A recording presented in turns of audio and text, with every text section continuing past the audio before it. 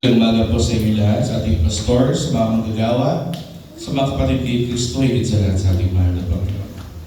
Napakasarap na purihin ng mahal na Panginoon ngayong umaga, kahit maulan, kahit may inaasahang bagyo na mapasok sa bansa, ngunit tayo ay narito sapagkat ang Diyos ay karapat-dapat na purihin, sambahin at tuwalhatiin, hindi po ba? At tayo ay narito, kapatid, sa pagpapatuloy ng ating gawain. Tayo ngayon ay mag-aaral ng mga salita ng Diyos na niyan po lahat na ilabas sa kanilang mga Biblia at sa mga mayroong Biblia sa kanilang mga cellphone, ilabas po natin yung ating mga cellphone at buksan po natin yung ating Bible app. Ano po yung last chapter na ating napag-aralan? Romans chapter 5. So, meron pong tuloy-tuloy po yung thought niya, no? Hindi tayo umalis sa Romans, simula ng Romans chapter 1 hanggang Romans chapter 5. Tuloy-tuloy po na sinasabi ni Pablo na ang tao ay may kapasidad na gumawa ng mabuti. Amen po ba? Kasi nasa puso niya ang mga kautusan ng Diyos. At kaya niyang sundin yung mga bagay nito sapagkat naisulat ng Diyos sa bawat puso ng tao ang kanyang kautusan. Kahit hindi niya alam ang kautusan ni Moises na naibigay sa mga Hudyo, kahit ikaw ay Gentil, alam mo naman, deep down in your heart na bawal pumatay. Amen po ba? Alam niyo deep down in your heart na bawal magnakaw. Amen po ba? Kasi ang Diyos, sinulat niya itong mga kautusan na ito sa bawat puso ng tao. At sinabi dito ni Pablo na kung gayon, lahat ng mga yan ay sinulat ng Diyos sa bawat puso ng tao. Ngunit hindi pa rin natin kayang sundan yung mga kautusan na yan ng perpekto. Tayo pa rin nagkakasala, nilalabag pa rin natin yung mga kautusan na yan. Ibig sabihin, walang matuwid sa atin, wala kahit isa. Walang tao ang matuwid sa harapan ng Diyos, lahat tayo ay pasahan sa harapan ng Diyos. Ngunit dahil sa pag-ibig ng Diyos, ang sabi ni Pablo, kanyang ibinigay ang kanyang buktong na anak para sa atin, para kung ano man yung ating hindi kayang gawin, siya ang gagawa nito para sa atin. Ano yung hindi natin kayang gawin? Yung hindi magkasala. Kasi ang tao sa kanyang natural na estado ay makasalanan. Bakit? Malalaman natin yung umaga na ito sa Romans chapter 6. Nalaman natin kapatid sa Romans chapter 5 kung paano magiging matuwid ang tao sa harapan ng Diyos. Bakit ito mahalaga? Kasi tayong lahat ay makasalanan. Para tayo ay maligtas, para ang kaluluwa natin ay maligtas, kailangan tayo ay maging matuwid sa harapan ng Diyos. Ay paano tayo magiging matuwid sa harapan ng Diyos? Sa pamamagitan ng pananampalataya. Kanino? Kay Jesucristo lamang. Wala sa mga ibang tao, kay Maria o sa mga santo, o sa pinakapinuno ng relihiyon na ito, kundi ang kaligtasan ng bawat tao ng kanilang kaluluwa ay tanging sa pananampalataya kay Jesucristo lamang. Wala nang iba pa. At nalaman natin kapatid, dahil doon, tayong lahat ay iniligtas ng Diyos ayon sa kanyang pag-ibig at biyaya. Bakit? Sapagkat hindi natin kaya iligtas sa ating sarili. At ang ginawa ng Diyos dahil hindi natin kaya iligtas sa ating mga sarili, siya ang nagligtas sa atin. Sa pamamagitan nino ng kanyang buktong na anak. Kapangalan ng buktong na anak ng Diyos ay si Tama. Ang hindi natin kaya gawin, ginawa ng ating Panginoong Jesucristo para sa atin. Kaya sa Romans chapter 5, basahin natin ulit sa English. Therefore, being justified by faith, we have peace with God through our Lord Jesus Christ. Wala nang iba pa. Romans chapter 5 verse 1. Therefore, being justified by faith, we have peace with God through our Lord Jesus Christ. You will see the word there. Justified, meaning tayo ay naging ganap na matuwid, taga-aring ganap. justification, tayo naging matuwid sa harapan ng Diyos. Ito ay sa pamamagitan ng pananampalataya. Kasi pananampalataya, yung paniniwala at pagtitiwala sa ating mahal na Panginoong Kristo kahit hindi natin siya nakita. Ito ba ay binigay ng Diyos sa lahat ng tao? Hindi. Sapagkat maraming mga tao pa rin ang hindi naniniwala kay Kristo. Kaya nga tanging sa mga pinili lamang ng Diyos, sila lamang ang magbibigyan ng biyaya na ito ng pananampalataya na kay Kristo lamang. Kaya makita mo yan, justified by faith, we have peace with God. Yung peace dyan, kapatid, or kapayapaan, meaning na hindi na tayo kaaway ng Diyos. Meaning hindi na tayo kalaban ng Diyos. Hindi na tayo rebelde sa Diyos, kundi kasangga na natin ang Diyos. Sapagkat tayo na ay naipagkasundo na sa Kanya. Kaya nga yung tema ng Romans chapter 5 is justification by faith through reconciliation by our Lord Jesus Christ. When you say reconciliation, ano? Pakikipagkasundo. May pagkakasundo ba natin ng taong nagkakasundo na? Hindi. Walang pagkakasundo doon kasi nagkakasundo na sila. Para magkaroon ng pagkakasundo, dapat mayroong requirement. Ang requirement, ang dalawang partido ay magkaaway or magkalaban. Sino yung magkalaban sa dalawang partido na yan? Ang Diyos na banal at ang taong makasalanan. Para may pagkasundo ang Diyos na banal sa isang taong makasalanan, kailangan mayroong mamagitan sa kanila upang siya ang maging dahilan kung para magkasundo yung dalawa. Sino yan? Ang ating mahal na Panginoong Kristo. Paano niya tayo na ipagkasundo sa Diyos natin na banal sa langit sa pamamagitan ng kanyang kamatayan sa krus ng Kalbaryo at sa kanyang buhay na matuwid dito sa mundong ito. At mayroong dalawang nangyari doon, the fulfillment. What is it? The two words, justice and mercy. What is justice? Justisya, kahatulan. What is mercy? Kahabagan. Ang justice is kapag ikaw ay nagkasala at paparusahan ka. Yon ang fair. Justisya yung tawag doon. Pero kung ikaw ay makasalanan na hindi ka pinarusahan, ang tawag doon, mercy o kahabagan. Sapagkat ang ginawa ng Diyos ay kinalimutan na niya yung kasalanan mo at pinalaya ka na lang. Ang ginawa ng Diyos sa atin ay justice and mercy sa krus ng Kalbaryo. Justice o paghahatol ay naibuhos kanino? Ang galit ng Diyos sa kasalanan ay naibuhos kanino? Sa kanyang mismong anak na si Jesucristo. Na dapat sana sa atin may bubuhos yung galit ng Diyos sa kasalanan. Ngunit ibinigay niya yung kasalanan natin, ipinasa niya kanino? Sa kanyang bugtong na anak na kahit isang kasalanan wala siyang ginawa. At sa kanya ibinuhos lahat ng galit. The punishment that brought us peace. Yan ang pinaka-essence ng Romans chapter 5. And what is mercy? Na ikaw na isang makasalanan ay tinakpan ng katuwiran ni Kristo. Double imputation. Our sins are imputed to Christ and died on the cross with Him. And His righteousness imputed to us by means of faith in Him. Kaya therefore, sabi ni Pablo, being justified by faith alone, sola fide, we have peace with God through our Lord Jesus Christ, solus Christus. Susunod kapatid, sa Romans chapter 6. Ito yung pagpapatuloy ng ating train of thought. Hindi tayo nawala sa topic.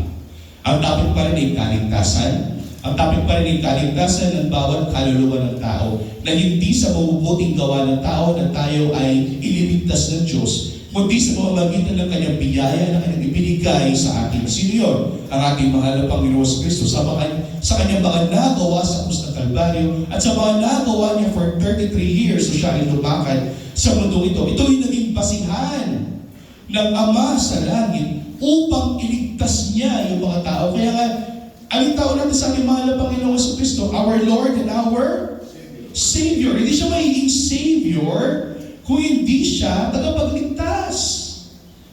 Kasi kung kaya natin iligtas ang ating mga sarili sa ating mabubuting gawa, kailangan pa ba natin tagapagligtas? Hindi. Sapagkat nababating natin na wala tayong pag-asa. Kailangan natin ng tagapagligtas. Kaya dumating si Kristo sa ating buhay. Romans chapter 6. Ang sabi ni Pablo ngayon, ano nga ang ating sasabihin? Magpapatuloy ba tayo sa pagkakasala upang ang biyaya ay sumagana? In other words, ang sinasabi ni Pablo dito, kung tayo ay naligtas sa pamamagitan ng biyaya ng Diyos, kung tayo ay naligtas sa pamamagitan ng paggawa ng mabuti ni Jesucristo para sa atin at sa kanyang buhay na inialay sa krus ng Kalbaryo, ibig bang sabihin na pwede na tayong magkasala sapagkat yung ginawa ng ating mahal na Panginoong Jesucristo ay sapat ng kabayaran para sa ating mga kasalanan. Ilang beses na natin pinag-aralan yan at ilang beses na tayong kinwestiyon sa paniniwalang yan kahit sarili nating mga kapatid dito sa iglesia. So kung tayo ay naligtas po magitan ng biyaya, edi okay na akong magkasala. Kasi hindi pala ako nililigtas ng Diyos sa aking mga ginagawang mabuti Eh di pwede na akong gumawa ng masama. Total, naniniwala ako kay Kristo at nagtitiwala ako sa Kanya. Sapat pa yun No.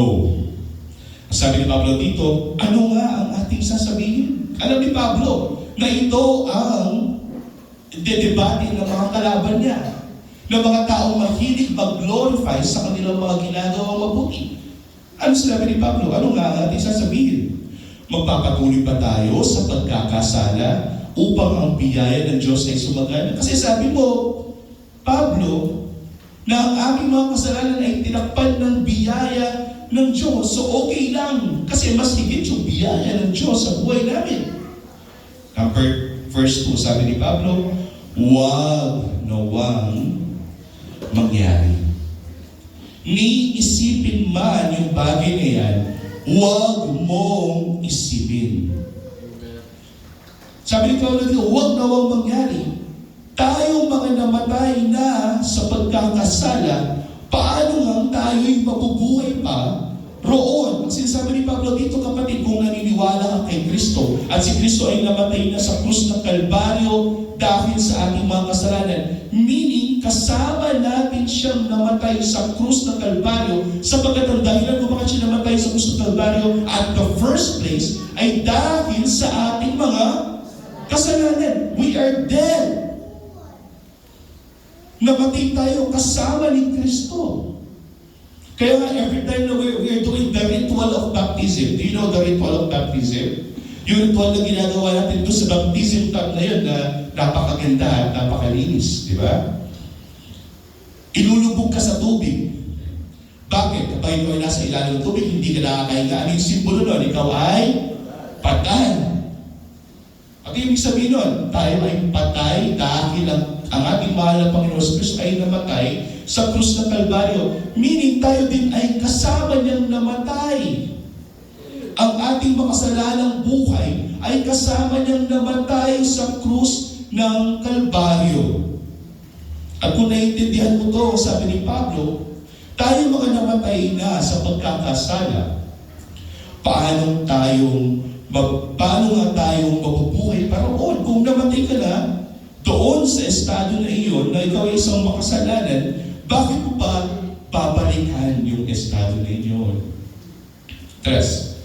O hindi ba ninyo nalalaman na tayong lahat na mga, pinag-word na dyan, na bautismohan kay Kristo Jesus ay mga nabautismohan tungo sa kanyang kamatayan. That is it. That's what I'm saying. The ritual of baptism is the mirror o yung reflection ng ginawa ng ating mahal na Panginoon Kristo para sa atin. He died for our sins. That is the immersion. And on the third day, He rose again for your life. Iyon yung pagbo-born again ng Panginoon sa atin. Na pag-ahon mo sa tubig, ikaw ay bagong Nilalang. You're born again. Ano muna mo gagawin pag ahon mo sa tubig? Hihinga. Ano yung simbolo ng hininga? Buhay. Bakit pa natin uulitin yan? Sabi ni Pablo. Bakit pa natin uulitin na tayo ay namatay na sa ating kasalanan at babalik-balikan natin, making excuses about the doctrine that is very biblical at ginagamit natin upang maging dahilan para tayo ay magpatuloy sa kasalanan. Okay lang na magkasala, brother yun. Kasi mabiyaya ang Diyos sa buhay ko. Pakatawarin naman ako ng Diyos Mag-drugs na lang ako. Punta ako ng church, hingi ako ng tawad, pag uwi ko sa bahay, magda-drugs ulit ako. Pagpatak ng linggo, kakalimutan ko muna yung drugs, pupunta akong church, hihingi ako ng tawad, pag uwi ko sa bahay, magda-drugs ulit ako. This is exactly the behavior o yung kaugalian ng tao makasalanan. Kaya ako ay binuhay na kay Kristo Jesus, pero paulit-ulit mong binabalikan yung kasalanan na yun, mag-isip ka na, kapatid.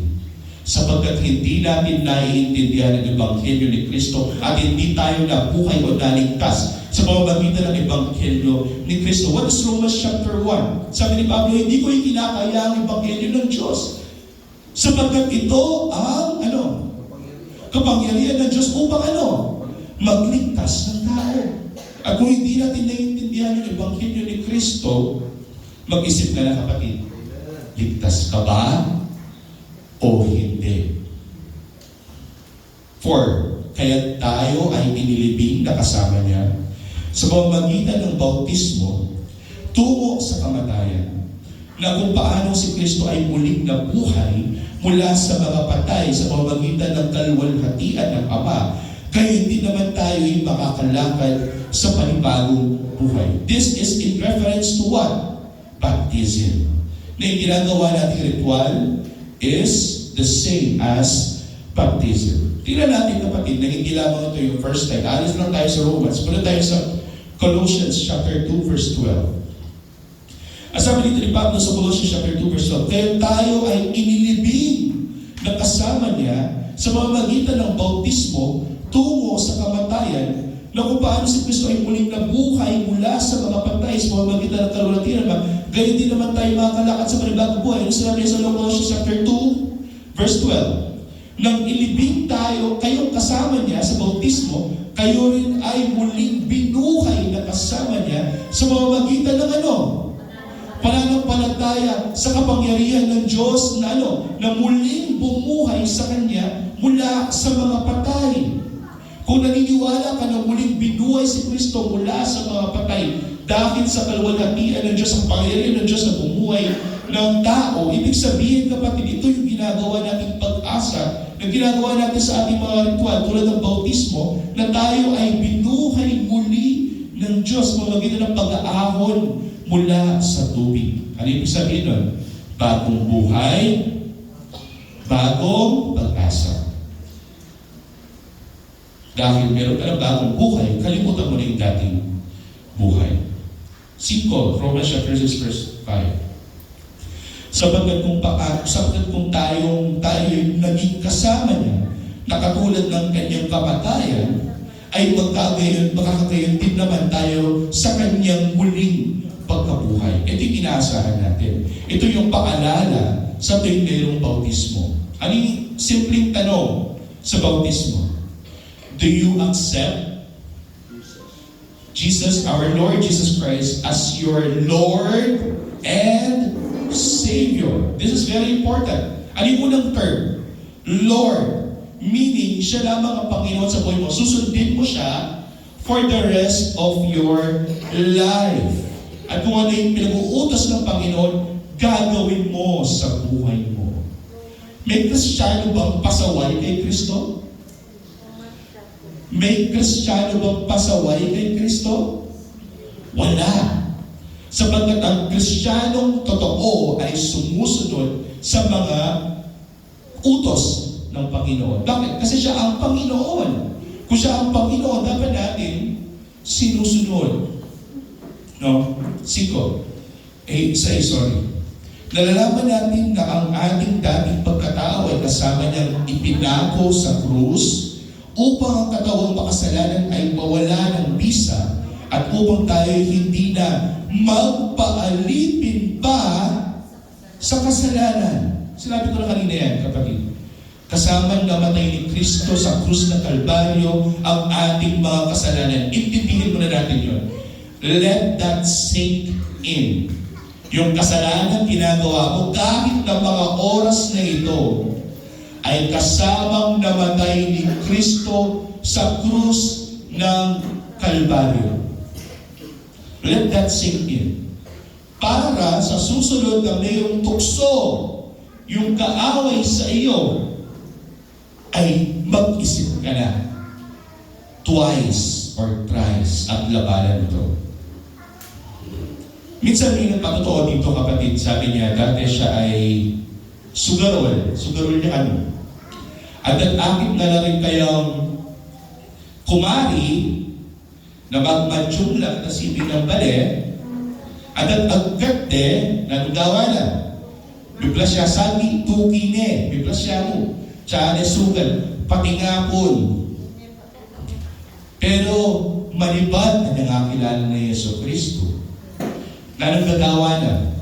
Itong dating 3 times a week, may ginya mong 1 time a week.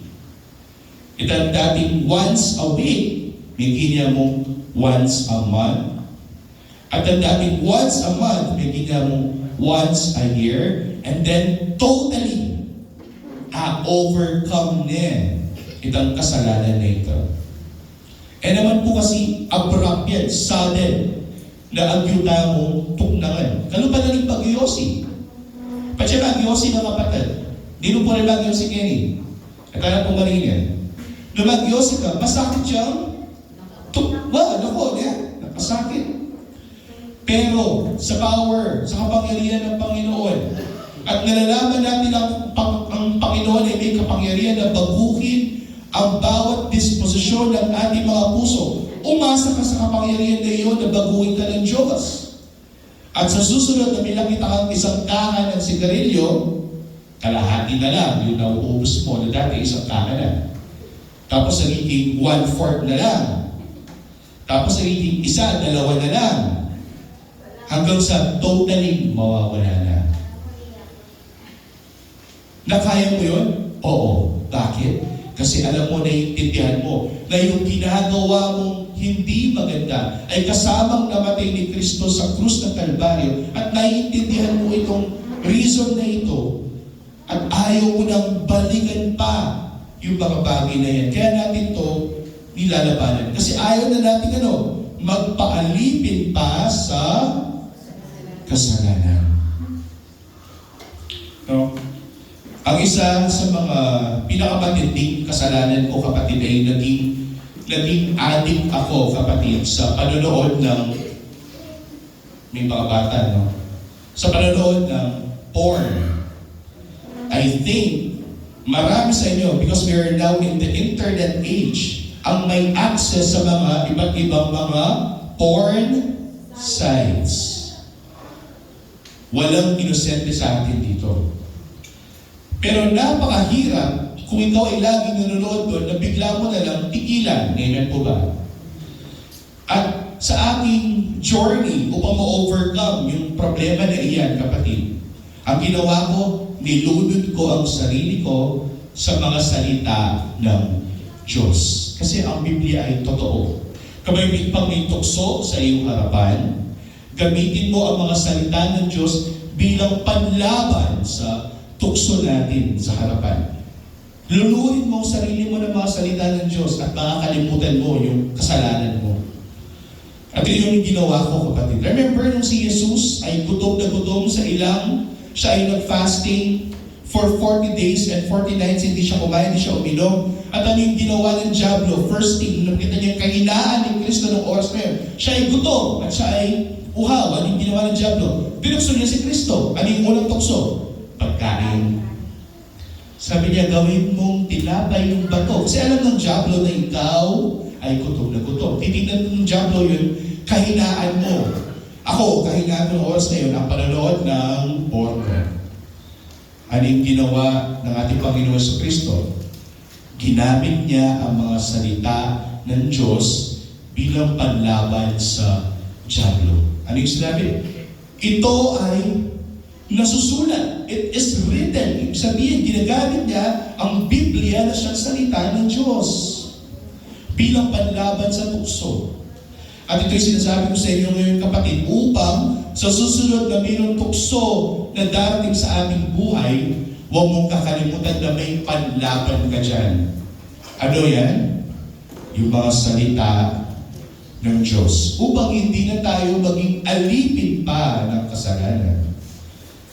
17. Sapagkat ang namatay ay pinalaya na mula sa kasalanan. Kung tayo ay namatay na sa krus ng Kalbaryo kasama ni Kristo, ibig sabihin, binayaran na ng Panginoon ang ating mga kasalanan sa krus ng Kalbaryo, kanya tayong pinalaya mula sa pagkaalipin sa kasalanan. 8. Subalit kung tayo'y namatay na kasama ni Kristo, sumasampalataya tayo na mabubuhay din kasama niya. Amen po ba? Bakit kayo narito? Kasi alam natin kapag tayo ay na kay Kristo Jesus, tayo ay mabubuhay muli pagdating ng panahon. At itong buhay na ito ay buhay na walang hanggan sa piling ng ating Panginoon. 9. Nalalaman natin si Kristo na nabubuhay mula sa mga patay ay hindi na mamamatay. Ang kamatayan ay wala ng paghahari sa Kanya. In fact, sabi ni Pablo, siya ay buhay na buhay ngayon bilang ating pinakapunong pari. According sa book of Hebrews, kapatid, ang ating mahal na Panginoon Kristo is our intercessor. Yun yung trabaho ng isang pari, ang mamagitan, the intercessor, kapatid, para sa ating mga kasalanan. For instance, tayo lahat ay na kay Kristo na, tayo mga makasalanan, pero tayo ay na kay Kristo na. Tayo ay mga nananampalataya kay Yesu Kristo. Pero pagdating ng isang araw, hindi mapigilan ni Brother Jericho na ma-inlove siya doon sa kaklase niyang napakaganda. To the point na nagkaroon siya ng lustful thoughts. Yung mga kahalay-halay na pag-iisip doon sa crush niyang kaklase sa eskwelahan niya. No? Pero, pagkatapos ng kasalanan na yun, kapatid, again, yung pag-iisip lamang ng hindi maganda sa kapwa-tao o magkahali-hali na pag-iisip lamang sa aking kapwa-tao ay kasalanan na sa harapan ng Diyos. You don't need to do the act. The fact na iniisip mo lang ay nagkasala ka na sa harapan ng Diyos. So, nagkasala itong si Brother Jericho. Pero after a few days, na-realize niya na siya ay nagkasala. So, hindi gagawin ng ating kapatid. Siya ay hihingi ng tawad sa Diyos. Ang tanong, kung siya ay na kay Kristo, siya ay nagkasala, at siya ay humingi ng tawad sa Diyos sa ngalan ng ating mahal na Panginoon Kristo, siya ba ay patatawarin? Yes. That is the reason kung bakit ang ating mahal na Panginoon Kristo ang pinakapunong pari natin lahat. Ano yung trabaho ng pari? Ang maging tagapamagitan ng Diyos na banal sa isang makasalanang tao upang ang makasalanang tao ay malinis sa harapan ng isang Diyos na banal. At yung gumagawa na niyan ay ang mismong ating mahal na Panginoong Kristo. Ano yung problema ng Israel noon sa kanyang mga pari? Ang mga pari ay namamatay. Amen. Sino yung nakasabi noon? At least natatandaan ninyo yung ating mga pinag-aaralan. Ang problema ng Israel noon, ang mga pare ay namamatay. At kapag namatay yung pare, ano iniisip ng Israel? Sila ay mga makasalanan at sila ay paparusahan ng Diyos. Kaya kapag pag nasira yung templo nila noong unang panahon, ibig sabihin sila ay pinaparusahan ng Diyos. Pero ngayon, meron na tayong pinakapulong pare according sa book of Hebrews. Sino yan? Ang ating mahal na Panginoon sa Kristo. At ito yung maganda. Hindi siya namamatay. Siya ay nakaupo sa kanan ng kapangyarihan, at sabi pa ng Hebrews, upang kung ano man ang hingin natin sa ngalan niya, ito ay dederecho sa Ama sa langit. So totoo yung sinasabi niya sa John chapter 14 verse 6. I am the way, the truth, and the life. And John chapter 15, ano man ang hingin natin sa ngalan niya, ay ibibigay ng Diyos sa atin. Sapagat tayo ay nasa Kanya, tayo nakadikit sa Kanya. At siya ang nananalangin para sa atin. Kaya nga, pag nananalangin tayo, what do we do? Kanino natin siya pinapadaan? Kanino natin siya kino-course through? Kanino pangalan? Sa ngalan ni Jesus. Nalalaman natin si Kristo na nabuhay mula sa mga patay. Romans chapter 6 verse 9. Nalalaman natin si Kristo na nabuhay mula sa mga patay ay hindi na mamamatay. Ang kamatayan ay wala ng pag-ahari sa Kanya sapagkat siya ay nagtagumpay na sa kamatayan sa pamamagitan ng pagkabuhay muli pagkatapos ng 3 araw. Sapagkat ang kamatayan na kinamatay niya ay Kanyang ikinamatay sa kasalanan ng minsanan. Hindi na kailangan pa ulit-ulit yan, kapatid. The once and for all sacrifice, according to Hebrews chapter 6. Ngunit ang buhay na Kanyang ikinabubuhay ay Kanyang ikinabubuhay sa Diyos. You will see there, kamatayan at buhay. Death and life. Nino? Ni Kristo. Ang Kanyang kamatayan, ang siyang naging kabayaran para sa ating mga kasalanan, at ang Kanyang buhay na kahit isang kasalanan wala siyang ginawa, ang siyang naging katuwiran ng lahat ng mga tao sumasampalataya sa Kanya. That is the righteousness of God given and ibinihis sa lahat ng mga sumasampalataya sa ating mahal na Panginoong Jesucristo. 11. Gayon din naman kayo, ituring ninyong kayo'y tunay na mga patay na sa kasalanan. Ngunit mga nabubuhay sa Diyos kay Kristo Jesus. Kung gusto niyo ng in-depth study nito, kapatid, alam ko, diniscuss ko na to. Dead in sin, alive in Christ. Alam ko yung title ng napag-aralan natin, Wednesday service yun. No? Kaya huwag ninyong paghariin ang kasalanan sa inyong katawang may kamatayan upang masunod ang mga pagnanasa nito. Ang sinasabi ni Pablo, kapatid, kung tayo ay naka Kristo na, wag na natin babalikan yung mga dati nating kasalanan. Ang tanong, brother yun, may kapasidad ba ako, kahit din kung ako ay sumasampalataya kay Kristo, may kapasidad pa rin ba ako na magkasalang muli at balikan yung mga kasalanan na yun? Ang answer is, yes. Bakit? Kasi tayo pa rin ay nasa laman. Hanggang tayo ay nasa laman, tayo pa rin ay makakagawa ng kasalanan. Ngunit sabi ni Pablo, kung dati tayo ay alipin ng kasalanan, ibig sabihin wala tayong choice kung di gumawa ng kasalanan. Ngayon, meron na tayong choice upang labanan yung kasalanan. Bakit? Sapagkat kapag ang tao ay naka Kristo Jesus, ano yung kaakibat nun? Ang Espiritu Santo na ipinangako sa bawat isa upang sa bawat hakbangin, upang sa bawat laban na ating sinasagawa sa araw-araw nating buhay, laban sa ating kaaway na ang dyablo, ay magkaroon tayo ng kapangyarihan na labanan ito. Diba? Kung gusto niyo ng in-depth study niyan, hanapin niyo yung baluti ng Diyos sa ating page. Na-discuss ko ito sa lahat ng mga Kristiyano, mayroon silang baluti ng Diyos na pinanlalaban mula sa kaaway. 13. At huwag din ninyong ihandog ang mga bahagi ng inyong katawan sa kasalanan bilang kasangkapan ng kasamaan tungo sa kasalanan, kundi ihandog ninyo ang inyong sarili sa Diyos na tulad ng mga buhay mula sa mga patay at ang mga bahagi ng inyong katawan bilang kasangkapan ng pagiging matuwid tungo sa Diyos. That is the point, sabi ni Pablo. The point is, kung ikaw ay na kay Kristo na, huwag mong gamitin ang iyong buhay, ang iyong sarili, ang iyong katawan sa kasalanan. Ano yung unang tanong ni Pablo? Ano nga ba ang ating sasabihin? Sabi sa Romans chapter 6 verse 1, magpapatuloy ba tayo sa pagkakasala upang ang biyaya ay sumagana? Ito yung tanong ni Pablo eh.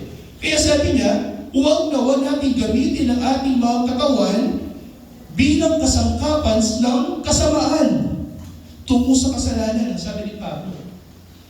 Hindi excuse ang biyaya ng Diyos upang ikaw ay magkasala na.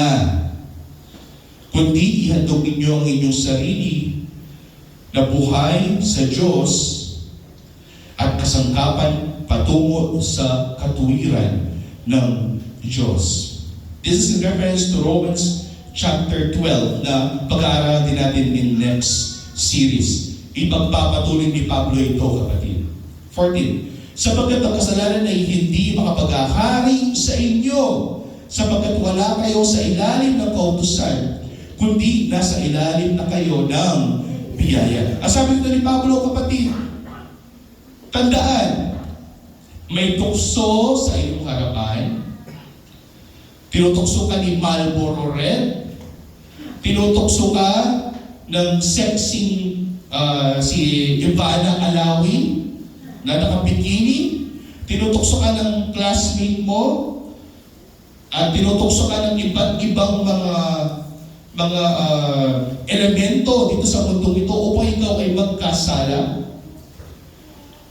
Nangyayari yung mga bagay niyan, pero inyong tandaan, sabi ni Pablo, sapagkat ang kasalanan ay hindi na makakapaghari sa lahat ng mga nakay Kristo Jesus. Ibig sabihin, hindi na magiging dahilan o hadlang ang kasalanan upang hindi ka na maligtas ng Diyos. Kaya nga sabi ko, we are both what? Just and sinner. Simul justus et peccator in Latin. We are simultaneously just and sinner. Tayo ay matuwid sa harapan ng Diyos. Pero tayo pa rin ay mga magkasalanan sa harapan ng Diyos. Dahil meron pa rin tayong kapasidad na magkasala sa harapan ng Diyos. But the good news is, kapag humingi ka ng tawad sa mga nagawa mong kasalanan, ikaw ay patatawarin ng Diyos.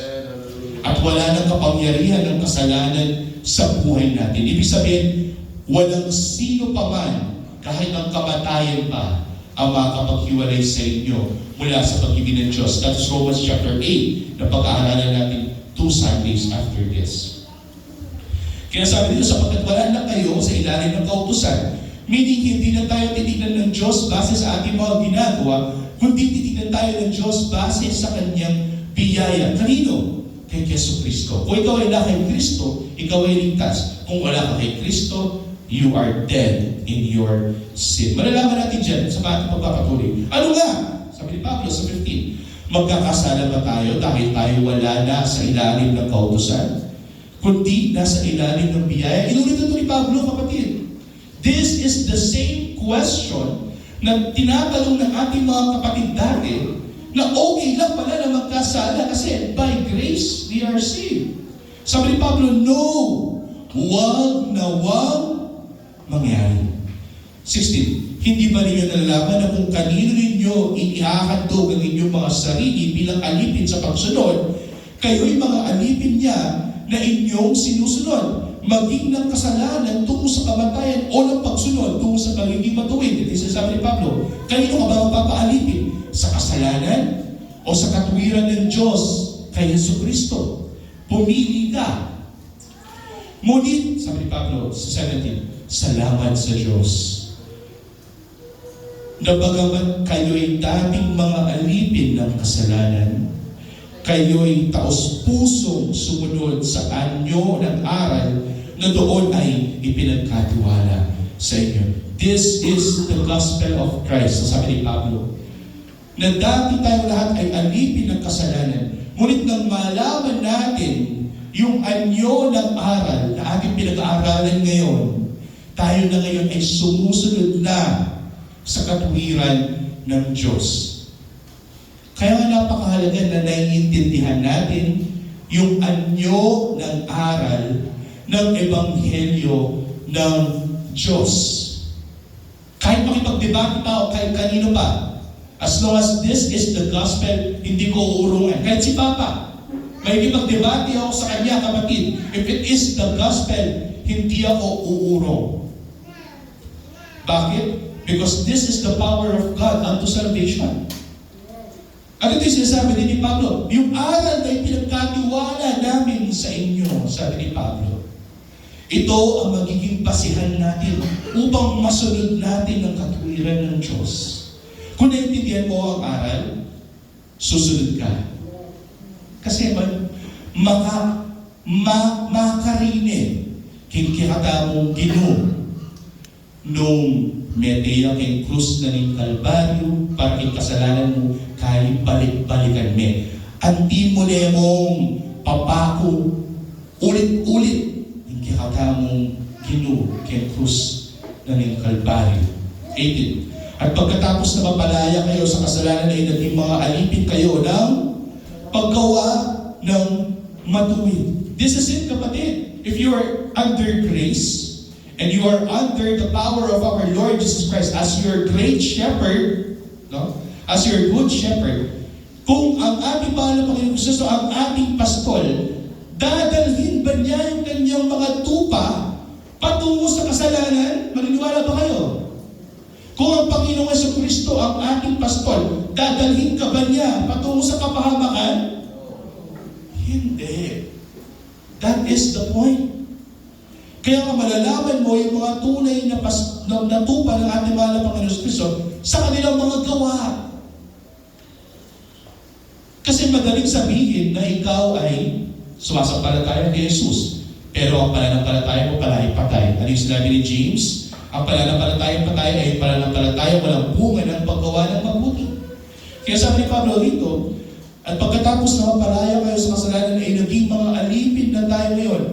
Nakalaya tayo sa kasalanan, pero naging alipin tayo. Pero ngayon, hindi na tayo alipin ng kasalanan, kundi alipin na tayo sa paggawa ng mabuti. Ibig sabihin, kapatid, kung ikaw ay alipin sa paggawa ng mabuti, meron ka sinusunod ng Panginoon. Iyan ko ba? Sino yung Panginoon na yun?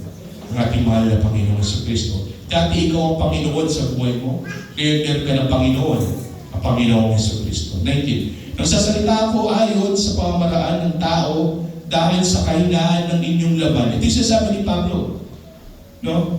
Na sinasabi ko sa inyo ngayon, ayon sa train of thought ninyo, sa pag-iisip ninyo, sa pamamagitan ng paggawa, sa pamamagitan ng kautusan. Sinasabi ko sa inyo ngayon ito, ayon sa pamamaraan ng tao, dahil sa kahinaan ng inyong laman. Hindi nila maintindihan. Sapagkat kung paano inihandog ninyo ang mga bahagi ng iyong katawan bilang alipin sa karumihan, tungo sa higit at higit pang kasamaan, ngayon naman ay inihandog ninyo ang mga bahagi ng inyong katawan bilang alipin sa paggawa ng matuwid tungo sa kabanalan. 20. Tapusin ko na ito, kapatid. Sapagkat nang kayo ay mga alipin pa ng kasalanan, kayo'y malalaya tungkol sa pagiging matuwid. Malalaman mo dyan kung sino yung totoong malaya. Ang totoong malaya ay yung tao gumagawa ng mabuti sa ngalan ni Hesus Kristo. 21. Kaya ano ngang bunga, dinreword yan, ano ngang bunga mayroon kayo sa mga bagay na ngayon ikinahihiya ninyo, sapagkat ang kahihinatnan ng mga bagay na iyon ay kamatayan. Dito yung word yan, bunga. Ito yung argument 22. Subalit ngayong pinalaya na kayo sa kasalanan at naging mga alipin ng Diyos na nagbubunga naman ng kabanalan, ang kahihinatnan ay buhay na walang hanggan. This is it. Justification. The fruit of justification is sanctification. And the fruit of sanctification is glorification. Yung mga bagay na yan, kapatid, is a never-ending cycle na ginagawa ng Diyos sa buhay ng mga sumasampalataya kay Hesus Kristo. At dito ako magtatapos. Highlight natin sa ating Biblia, yung verse 6, verse 22 to 23. Subalit ngayong pinalaya na kayo sa kasalanan at naging mga alipin ng Diyos na nagbubunga naman ng kabanalan, ang kahihinatnan ay buhay na walang hanggan. Pero tingnan mo ito, kapatid. Sapagkat ang kabayaran ng kasalanan ay kamatayan. Tingnan mo yung kabayaran. In English, kapatid, wages or salary. Ibig sabihin, kapatid, kung ikaw ipinapagtrabaho mo ang iyong kaligtasan ayon sa paggawa mo ng mabuti, ikaw pa rin ay makasalanan sa harapan ng Kasi yung paggawa mo ng mabuti ay sa ngalan ng iyong sariling katwiran. That is self-righteousness na ginagawa ng mga Pariseo, na ginagawa kahit ng mga mismong Kristiyano sa mga oras na ito. Self-professed Christians, but they rely on their works of the law. Ang sabi ni Pablo, if you're doing good, nagiging mabuti na nga, upang iligtas mo ang iyong sarili, ang kabayaran ng inyong ginagawa ay kamatayan. Sapagkat ginagawa mo pa rin yun para sa iyong sarili. Ikaw ay makasalanan eh. Kung ikaw ay makasalanan at pinapagtrabaho mo ang iyong kaligtasan, ang kabayaran ng kasalanan, kapatid, ay kamatayan. Pero tingnan mo yung kasunod. Ngunit, ang kaloob ng Diyos na walang bayad. Ibig sabihin ito ay biyaya na ibinigay ng Diyos sa atin na walang bayad. Ayan o. Ay buhay na walang hanggan. Kanino lamang? Sa mga na kay Kristo na ating Panginoon. Kaya kahit magtrabaho ka na magtrabaho upang iligtas mo ang iyong sarili, if you are not in Christ, you are dead to your sin. But by grace, through faith in our Lord Jesus Christ, we have been saved. And that is eternal life in Christ Jesus. Next Sunday, kapatid, pag-aaralan natin yung Romans chapter 7. Mag-revolve ito, kapatid, sa mga examples ni Pablo upang patunayan niya yung sinasabi niya from Romans chapter 1 to Romans chapter 6. Let's pray. Father, thank you for your word. Thank you for the gift of life. Thank you for your mercy and for your grace, for your compassion in all of us, your faithfulness in all our lives. You have been good. You have been eternally good for all of us. Your holiness is our goal, and you strive for us also to strive. Thank you for the perseverance, O Lord, that we are here, gathered, glorifying, magnifying, praising, worshiping for what you have done for us. Hallelujah. Praise be to you alone, our Lord and Savior, Jesus Christ. We pray in the name of Jesus.